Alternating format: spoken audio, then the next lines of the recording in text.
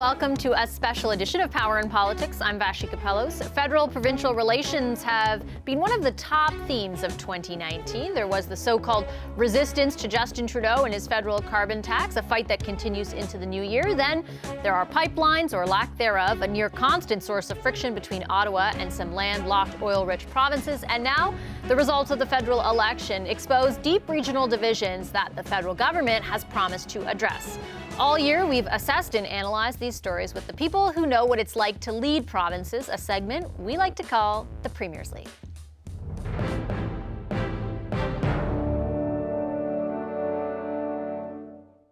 Of course, then, that we convene the Premier's League for a look ahead to what could be some of the biggest political minefields in 2020. Christy Clark was BC's Premier from 2011 to 2017. She's now Senior Advisor with Bennett Jones and joins us from Vancouver. Over in Toronto, Bob Rae was Premier of Ontario from 1990 to 95. He's also former interim leader of the Federal Liberal Party and currently host of the Political Stripes podcast. And here next to me in studio, Premier of PEI from 2007 to 2015, Robert Giz, now President and CEO of the Canadian Wireless Telecommunications Association. Hi, everybody. Hey, Vashi. Nice to see you. Thanks for lending us so much of your time. Let's get started with an issue that's sure to put some pressure on politicians at all levels of government. I'm not going to let Justin Trudeau push us out of our country, of which we are proud members. There is a fire burning here in the Prairie Provinces. What I am doing with handing the Prime Minister this letter, this opportunity, is handing him a fire extinguisher, and I'm asking him not to show up with a gas can. If you are so opposed to the energy that we produced in Alberta, then why are you so keen on taking the money generated by the oil field workers in this province and across Western Canada? You cannot have your cake and eat it too. Pick a lane. Yes, I do think that it is ultimately their intention to, as to quote the Prime Minister, phase out the oil sands. And as the Prime Minister noted on election night, he wants to be there for Alberta and Saskatchewan, recognizing there are some real tensions in the Federation. Certainly, our government heard from Alberta a strong message in the election. I came with real opportunities for us to engage on behalf of the people that I represent in that province. Opportunities that I was hoping to work with the Prime Minister and the new federal administration, the minority government that we have in our nation here today. I did not hear a willingness to work on those priorities. And where there are opportunities for us to expand our provincial autonomy, we're going to look at them very seriously. Prairie alienation, you might have guessed it, is our first point of discussion. Even though the construction of the Trans Mountain Pipeline expansion just got underway and we've seen some slightly toned down rhetoric from Premiers Kenney and Moe since those clips, Western frustration and prairie alienation continue. Deputy Prime Minister and Intergovernmental Affairs Minister Chrystia Freeland headed west as her first order of business after her role changed in the new cabinet. Ms. Clark, I'm going to start with you. How I guess, the effort being made by the federal government, how successful do you think it is or will be? Well, I think Chrystia Freeland is the right person for the job. She's very, very good, very skilled, likable, trustworthy in my estimation. Though, you know, the problem is that we know from the last 4 years of the same government that the Prime Minister's office really doesn't give ministers very much leash. And so it's really a question of, is the Prime Minister ready to start to, you know, kind of lay down the weapons and stop the fight? Because what they decided to do with climate change back in 2015 was they wanted to fight climate change by having a war with the provinces. That's never going to work in Canada. So I think we've seen them, you know, start to back down a little bit on their ideological approach to climate change, recognizing Alberta and Saskatchewan are all, you know, everybody wants to do something. I think that we're starting to see them talk a little bit more, you know, kind of collegially. Proof will be in the pudding, though, too. And remember, this is not just about the climate change file. It is not just about the failure of the federal government to really get pipelines to the West Coast. It is also about the fiscal unfairness that Western Canadians see happens in Canada and has been happening since we joined Confederation all those many years ago. And there, you know, I think Jason Kenney, loyal, patriotic Canadian, says it very well. You know, look, don't say you want Western Canada's money, but you don't want to help us continue to produce more of it, because that's a recipe for disaster, not just for the West and not just for Western feelings about the rest of the country. It's a disaster for healthcare. It's a disaster for all the programs that Canadians depend on, which are paid for largely by revenues from Ontario and from the West. Is that argument, Mr. Ray, do you think resonating at the federal level? And if the federal government is tasked with providing some sort of olive branch or olive branches to provinces that are feeling this way, what should those look like? Well, I think first of all, we need to come to some kind of a consensus over time. It's going to take a lot of discussion about how to get the pipelines done. And at the same time, how to really start a serious transition, which the rest of the world is going through. We're not the only ones facing this crisis. It's being faced all around the world, which is how do we get to a steady reduction in carbon emissions, because carbon emissions are what is causing climate change, and climate change is posing it's going to pose a real challenge to future generations. This is not an easy topic to deal with in a short short episode, but it does require the federal government to listen to those provinces that are producers, not just on the West Coast but also on the East Coast, and for everybody to understand that as Canadians, we're not going to miraculously solve the climate change issue on our own. This is a global problem. It's going to require global solutions. But as far as Canada is concerned, we need to come to some kind of agreement about the need to complete pipelines, which we've not yet been able to complete. At the same time, to look at how we can make the whole business more sustainable from an environmental standpoint, and then the issue of how do you divide up the spoils. That's been a debate in Canada for a long, long time. And so I think we have to be prepared for the fact that the provinces are always going to come to the federal government and ask for more money. But this is, I think, a challenge which we need to face up to. But I think we're up to it. And if you ask me, do I think the Prime Minister and the ministers get the message? My answer is yes, I think they do. From everything that I've seen and heard, I think they do get the message. Do you think they get the message, Mr. Giz? Yes, I think they're hearing it loud and clear, but we need to realize that Canada is a large, complex country with a lot of different interests from the Atlantic to central Canada to west to the north, and finding that balance is not always easy. If Justin Trudeau wanted to put oil and gas in his top three speaking points of TMX and getting oil to market, it may not sell so well in different regions. So I think that what we need to do is try to make sure that we let all Canadians understand how we all benefit from those things. And Premier Kenney had some good points there. Now, I would like to say a different style may be better. Rhetoric is always good when you're playing to your home base and you're in your own province. But if you want to get things done with the federal government, insulting them is probably not the best approach to take. I would want to take a more collaborative approach. How can you work together, find those compromises, and move forward? And I think we saw at the ministers' meeting today where they came out and, yes, there was no decision made, but they felt that they were listened to, and Premier Kenney and Moe thought that they were listened to after the election. So there is a lot of work to do over the next couple of years. Let me just quickly follow up with you, and then I'll move on. But when it comes to, that's like subtracting the politics out of it completely. I take your point, and obviously, Canadians want something to get done, but the Prime Minister, in making certain decisions or the way in which he says things, is appealing to certain people, and so are premiers of those. There's politics involved in the way they interact with each other all the time. Absolutely. It's the most You may know something about that. It's the hardest thing to do as a politician and as a political leader, as Christy and Bob will know, but evidence-based decision-making and thinking long-term versus short-term political consequences or rewards that you may get. And there's got to be a balance there. And I think Bob's right. You look at our oil and gas industry that we have in Canada today, it is a major benefiter for all of Canada. And all of Canada benefits from that. How can we help them out while at the same time combat climate change that's taking place at the same time? I do think there is a balance. We're 2% of global emissions. It has to be a worldwide solution, as Bob indicated. But at the same time, we cannot not take advantage of the resources we have to help deliver those social programs that go from tip to tip in our country. Christy, Ms. Clark, I'll give you the last word here, Yeah, just to add to that, I mean, it is true. Politicians obviously have to find a balance because they have to get reelected and they have to, kind of run the economy at the same time. There are two things, though, that I would add. One, politics also often requires politicians to be brave. And that means to step outside what might be politically comfortable in order to do what's good for the country. And that's something we haven't seen for the last 4 years.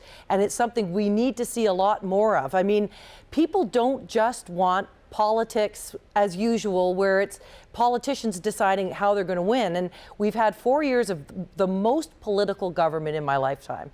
We need a government that is going to now decide to set the politics aside and to actually lead the country with an economic vision. And that, I think, is going to be really tough. I don't think it's going to be impossible, though. And I'm keeping my fingers crossed. They've got another 4 years ahead of them. And I really hope we'll see some economic vision and some economic leadership that's been lacking so far. What you just said reminded me to ask you as we go to break. We have lots more to discuss, but your name has been talked about a lot to lead the Conservative Party. Thought I'd take the opportunity and ask you, are you considering it? Well, I used to be a Liberal leader. You did. This is true. That was a mixed party. That hasn't stopped anyone from saying that you might run. It's true. Our party was always a coalition of Liberals and Conservatives in British Columbia, a little bit like they are in Quebec.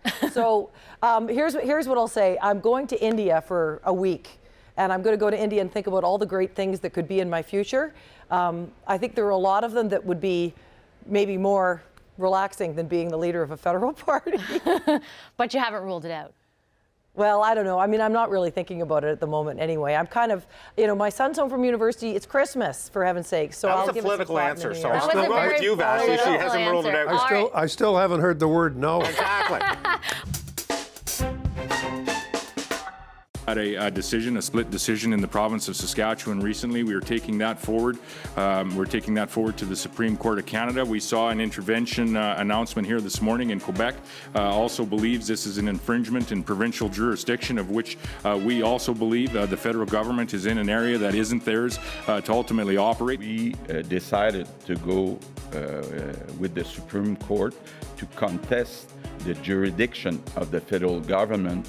We disagree with the federal government trying to impose his way of taxing carbon. The right thing for us to do is wait and see what the Ontario Appeal Court decides. We can take both of those decisions into account as to whether or not to launch our own separate challenge. This carbon tax, it's not going to be the courts that are going to decide. The people are going to decide when the election's held. I can't, ignore the obvious here. The country has spoken, but the message is clear. I mean, people have voted for a carbon tax, even in New Brunswick. That cover speaks to the power of Photoshop. But if the federal government will listen to the unified voices of premiers from across this beautiful country on economic competitiveness, take steps to make the improvements that we've recommended, they can lessen the resistance remarkably. How to deal with the effects of climate change has been a flashpoint between the federal government and some provinces ever since the Liberals introduced their Pan-Canadian Plan in 2016. The federal plan imposed a backstop on any province that didn't implement its own carbon price starting in 2018. Despite a promise to reimburse money collected to the provinces and territories, the federal government found itself facing legal challenges by Saskatchewan and then later Ontario. Other provinces like Alberta and New Brunswick and even Quebec are questioning federal jurisdiction in this matter. Mr. Ray, I'm going to start with you, and I want to pick up on a point that Ms. Clark made in the last segment, and that is sort of the characterization of initially the federal government being very heavy-handed in the way that it dealt with this issue and less so now. Do you agree with that assessment? I don't think so. I think the key thing is a couple of things. First of all, the Supreme Court of Canada will make an important decision. I don't think by any means it's a slam dunk either way in terms of how the court will look at this issue. I think if the court decides that the federal government has the jurisdiction, then I think there will be some serious discussions between the provinces and the federal government about how to go forward, because everyone will recognize that this is not a legal question anymore. This is now a purely political and economic question, and that's really where the governments can do some horse trading and try to find some answers and some solutions. I think a solution is there.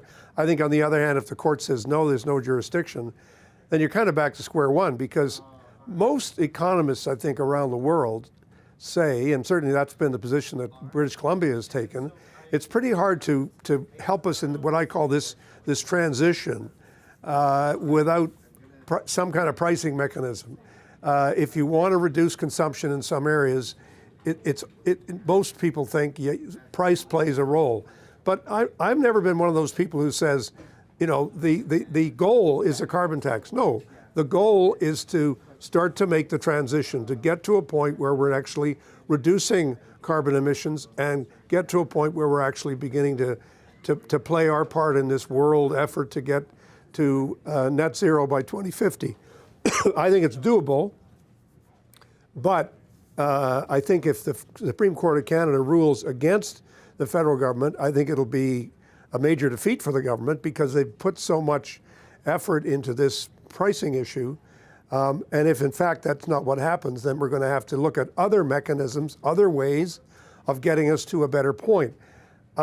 I do think Canadians on the whole, I think a significant majority of Canadians want to reach a compromise that allows us to go forward economically, but also allows us to become more sustainable. It's as simple as that. That's where Canadians want their politicians to be across the country.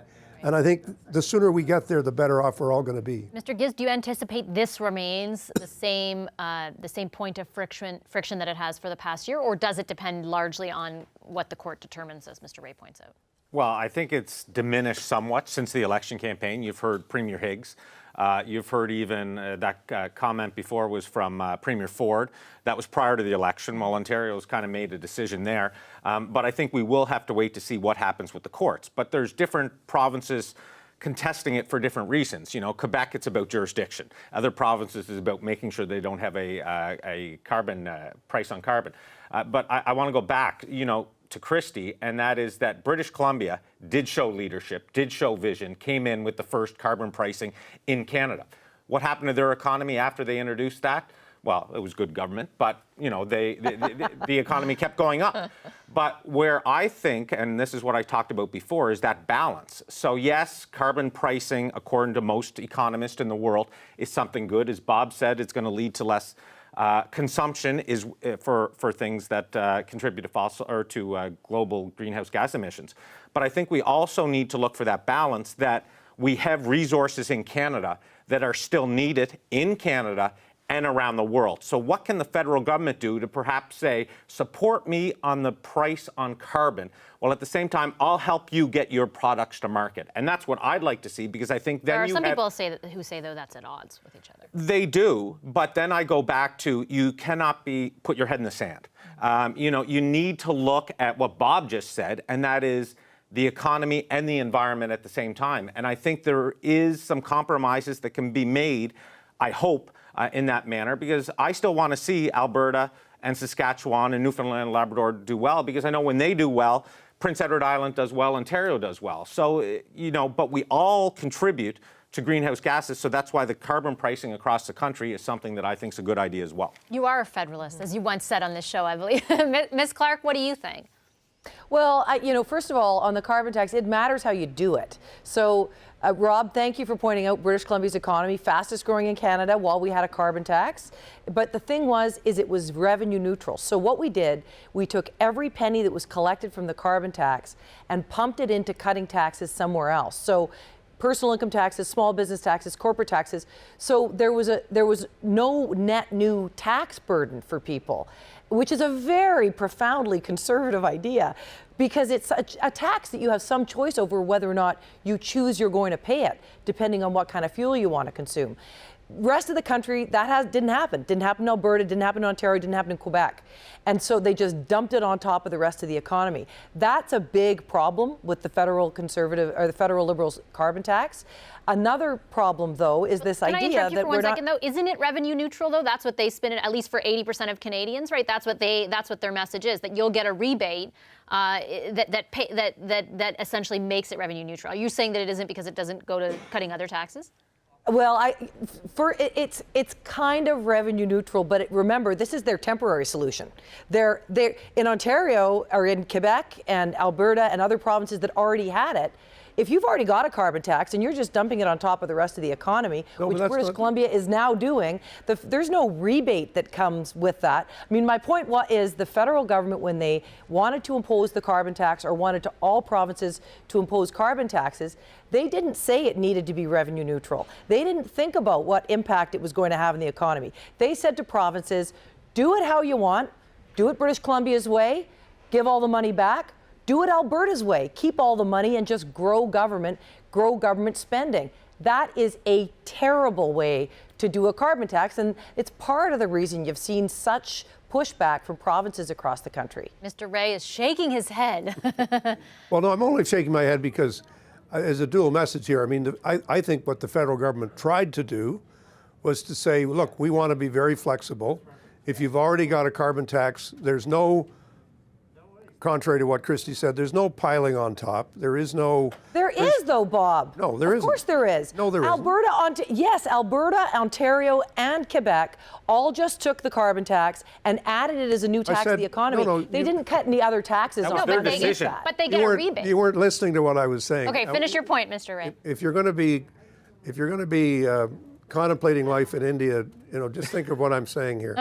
British Columbia led the way on carbon taxes and led the way on tax neutrality, both of which are good things.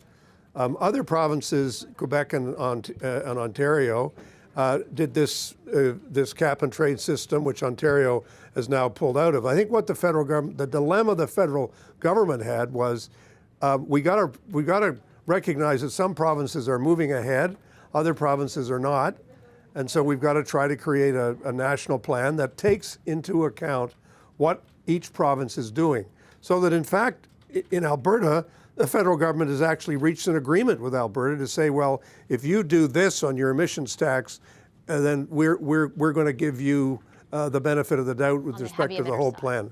Now since the election. Yeah, but that's an important step, and that is, of course, a response to the message from the election. But let me just make it clear. I think one of the mistakes that's been made is to make the carbon tax as if that's the objective. We must have a carbon tax. The answer is no. What we must have is a reduction in emissions. We think that taxes and pricing of emissions is part of the puzzle, but we're quite flexible in listening to, well, how are you going to do it? How are you going to do it? And how are we going to reach our targets? Canada has a certain lack of credibility here internationally. We signed agreements going back to the 1990s, and we have not met any one of the targets that we set for ourselves. Nor are we currently on track. No, nor are we. So there is an issue here about saying, well, come on, if we're really serious about recognizing that this is a problem, we got to figure out a way to do it. I think as I said, if the Supreme Court says the federal government has the power to do what it's doing with respect to carbon prices, then I think at that point there is lots of room for give and take between the federal government and the provinces as to how this is done. And there'll be lots of opportunity to talk about price neutrality in terms of the net impact on the consumer. That can all happen. Conservatives have put Justin Trudeau on notice. And Mr. Trudeau, when your government falls, Conservatives will be ready and we will win. Canadians sent a pretty clear message. A clear message tonight that they want a government that works for them, not for the rich and the powerful, not for the well-connected. We can make a really significant contribution in a minority parliament, and we will. And to Canadians in Alberta and Saskatchewan, know that you are an essential part of our great country. I've heard your frustration, and I want to be there to support you. Let us all work hard to bring our country together. We're in an extraordinary time. 4 of us sit before you as leaders of minority governments. We look to Ottawa where there's a minority government. I find, and I think my colleagues in the minority situations would agree, that this is a unique opportunity for us to work together, regardless of where we live in the country, regardless of how we vote. Mr. Giz, I want to start with you because I think it was Jean Charest who I interviewed a few weeks ago, or maybe just after the election, and he talked about the increased power of premiers in minority situation. Do you agree? Do you think that there is sort of increased leverage there? There can be, absolutely. I think it's going to be an interesting time, especially after the current crew who's been in power for the last 4 years, now moves into a much different situation. Now, they do have a very strong minority government. I don't think anyone really wants an election right now, or anyone's even prepared for an election. But I think when it comes down to decision making now, you're going to have the federal Liberals are going to have to find a dancing partner for pretty much every issue that they want to undertake. So you've got the Conservatives that have a strong base in the West. You've got the Bloc now, who's going to probably play its biggest role since going back to 1993. And I think that it's going to be up to the federal Liberals to be able to find a way to make decisions on a piecemeal effort while collaborating with those other parties. And they can help do that by getting different premiers on side on issues that will have some say or some leeway within those specific federal parties. I don't think there's going to be as many things that are going to happen as people think. You know, we saw yesterday a $20 billion deficit. We know the Conservatives are basically the polar opposite of what the NDP are. So, you know, while there's going to be some big debates around pharmacare and different things like that, I think you're going to see things watered down to a certain extent. There's going to be a lot of compromises, and it's going to be a very interesting 2 to 3 years. I'm That's going your to guess. bet? Yeah. That's my guess for now. Ms. Clark, how do you think the minority mandate potentially impacts the relationship of the federal government with premiers? It's not clear to me that it really will. I think the makeup of the provincial governments is, you know, as Rob pointed out, is going to have an impact for sure. Having a you know, kind of a sovereigntist government in Quebec, having a kind of actually a fairly friendly government in British Columbia. I mean, there's a lot of overlap ideologically between the New Democrats here and the federal Liberals in Ottawa. But you know, what we see in the prairies too, lots of angry premiers. I would say very strong minority government for the federal Liberals. The NDP don't want to topple this anytime soon. So I think you're going to see them in pretty good shape. I think, though, they are going to, and I understand from talking to, you know, some of their members, they are not treating this as though it's a majority government. They are treating this as though it's all campaign, all the time. And that means, sadly, at a time when I really, as I said, think we need leadership and visionary, bold, brave decisions by our federal government, I think we're going to instead get a much more political government even than we had for the last 4 years. And that's a very, very, they set a high bar for partisanship in the last 4 years.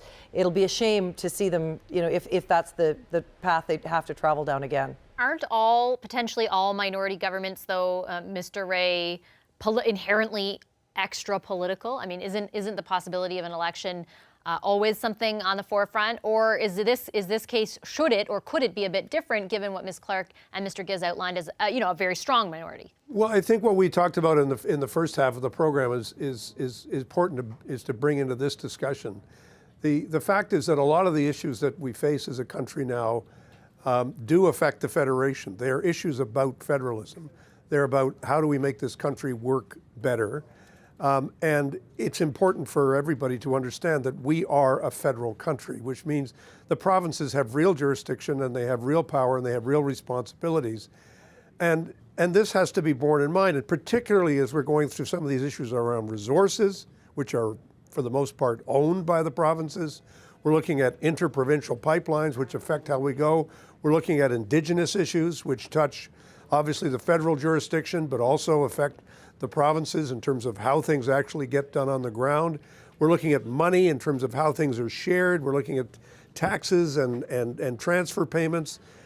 You can't bring in a program like pharmacare without the participation of the provinces. It's an illusion to think that you can just introduce a new holus bolus federal program and that the provinces will all line up and say, yes, what a wonderful idea. That isn't going to happen, and you need to come to grips with that.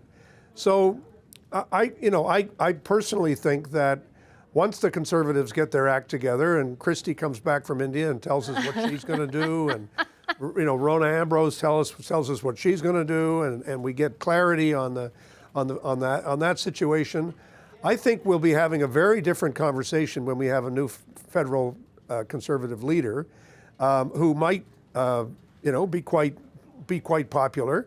And who might have a basis for trying to talk to the premiers and talk about this question where, you know, how are we going to actually make the federation work more effectively?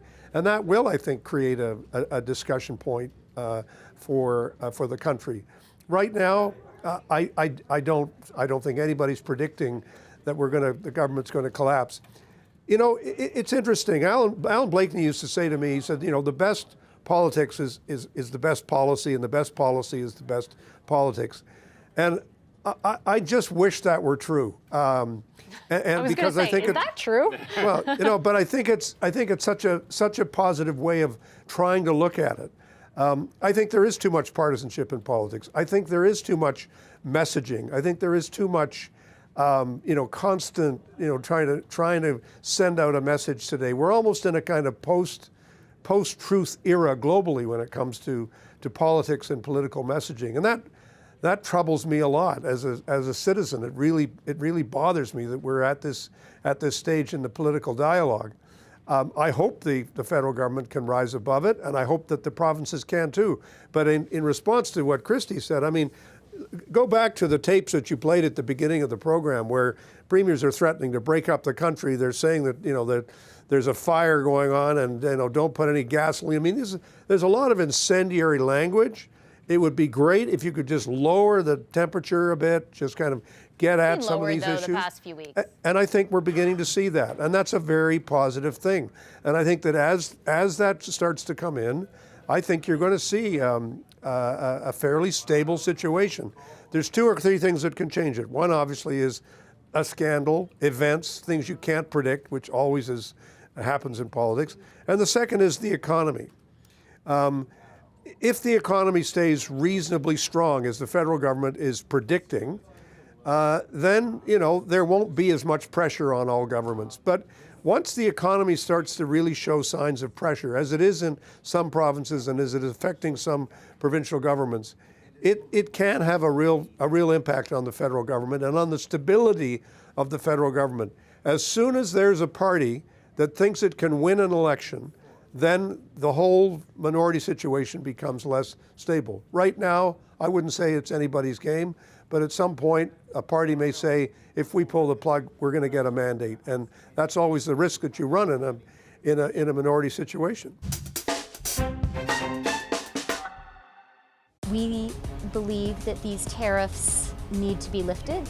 They need to be lifted for the benefit of both of our countries. Hopefully Congress will approve the USMCA quickly, and then the great farmers and manufacturers and steel plants will make our economy even more successful than it already is, if that's possible. We have accomplished this together at a moment when, around the world, it is increasingly difficult to get trade deals done. And the result, I think, is the best trade agreement in history. What are you at? What is your number? We are increasing significantly our defense spending from previous governments that cut it.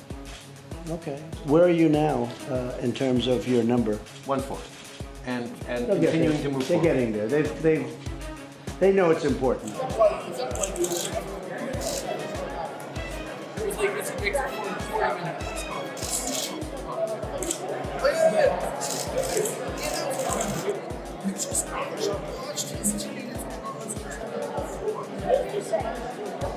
Well, he's two-faced. But, you know, the truth is that I called him out on the fact that he's not paying 2%, and I guess he's not very happy about it. We were all surprised and I think pleased to learn that the next G7 will be at Camp David.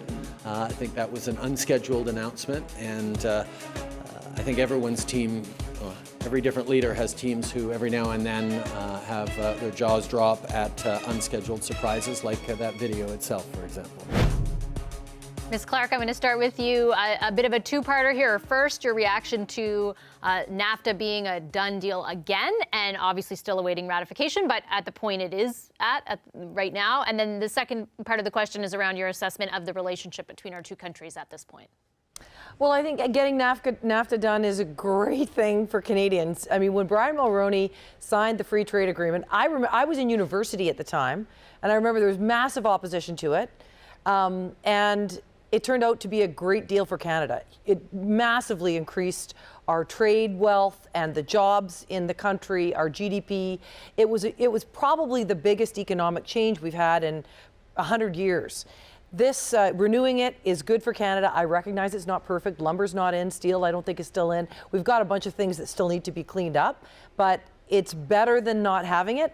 But here's our problem. We have a big competitive problem on the tax side and the regulatory side with the United States. So while jobs are growing in Canada, they're growing way faster in the United States. While we see some, economic growth happening here, we see the American economy growing faster as well. So we have to be thinking about competitiveness on the regulatory and tax side, not just about NAFTA. And in terms of the relationship between the two countries, I'm going to say I just think it's very hard for any leader of any country to try and figure out where the American system is at right now. President Trump, the Senate, the Congress, the Democratic primaries, it's really difficult to have any kind of predictable relationship with the Americans.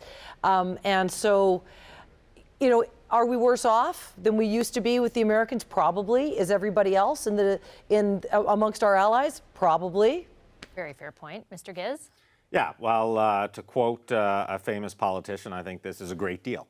I'm glad we got a deal done on this. I predicted a number of years ago that we would. It would take some growing pains, but we would get there. And I agree with Christie's assessment. And when we talked about bold leadership and evidence-based decision-making, you look back to the Brown-Mulroney years where I think there was actually a lot done back in those times, and Bob had the experience of working with Mr. Mulroney back then, but free trade is something that is extremely important for all of Canada.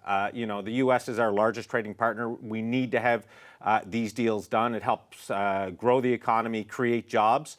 On the relationship front, I would say that Chrystia Freeland will go down as perhaps one of the greatest negotiators in Canadian history, probably up there with Prime Minister Mulroney.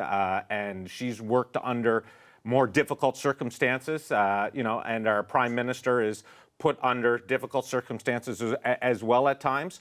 But who knows what's going to happen after the next election in the U.S. But I think when you look at the cards that we were dealt, they were not great cards, but we came out with a winning hand. Mr. Ray?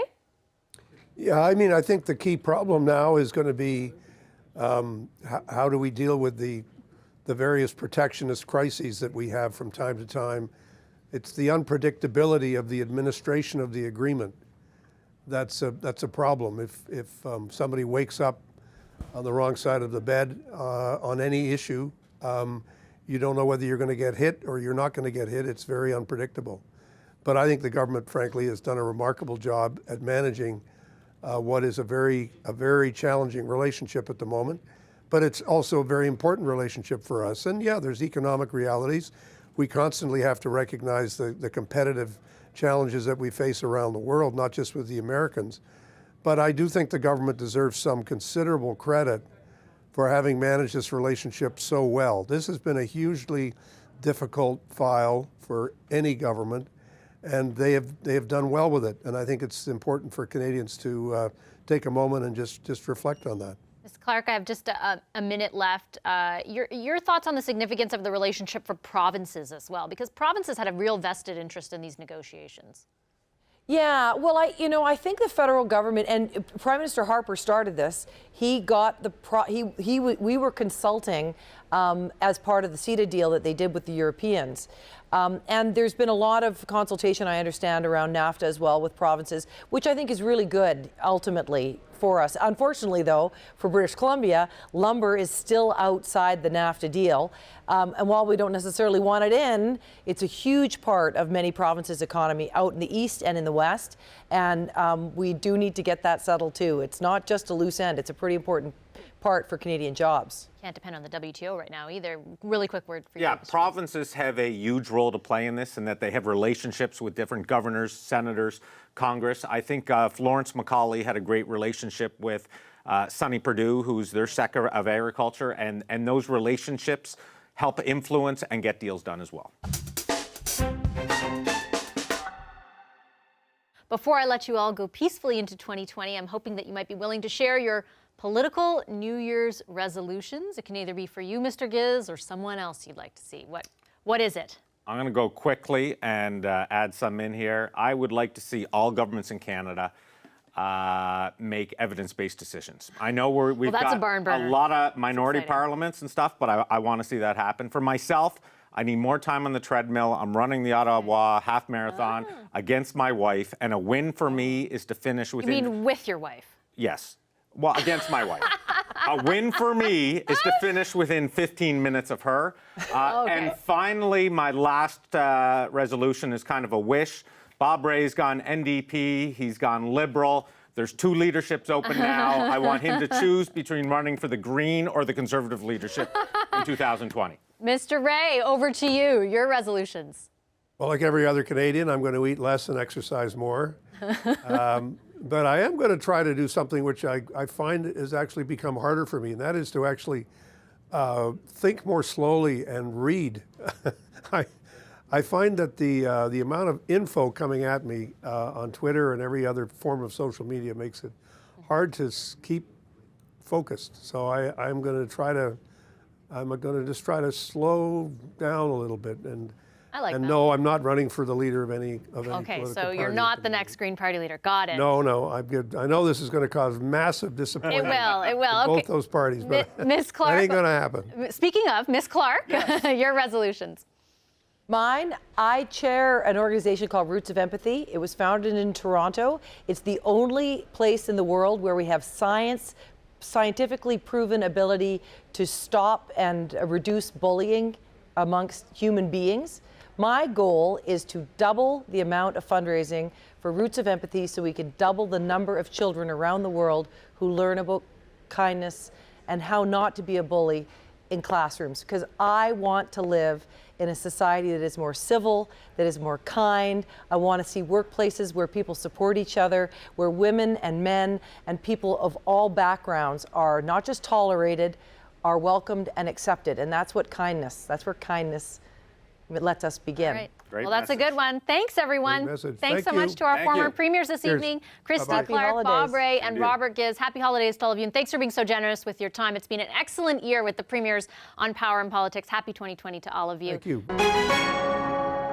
Hi, I'm Vashi Capellos, host of Power in Politics. See more of our show by subscribing to the CBC News channel or click the link for another video.